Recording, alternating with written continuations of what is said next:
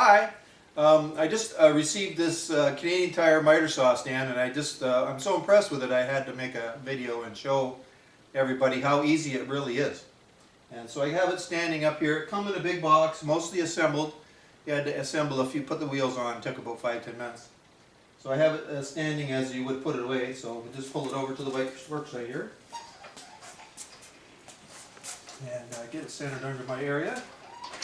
Essentially just step on it like that. It kind of folds into position. And so I pre-assembled my miter saw onto the two brackets. There's two brackets that snap onto here. So we'll get that.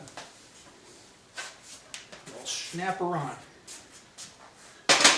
Just line the grooves up, set it down, a couple little quick clamps. Get your saw ready to plug in and go.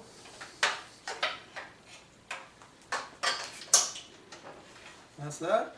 Now if you have a really big board, it has out borders here, that right ridges that come out, and just clamp them down real easy. They're also adjustable for the height here in case you want something a little offset. We have a really big board here, so it shows how well it would support it. And we just built this house here, and I really wish I had this saw, and I love it so much I think I might build another house.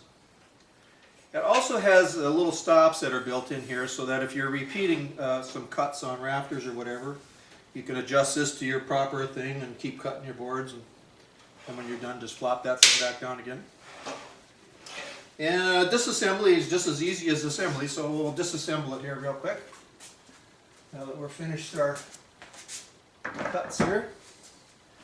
So just bring these in, lock them. Bring these in, lock that. Put your saw back away.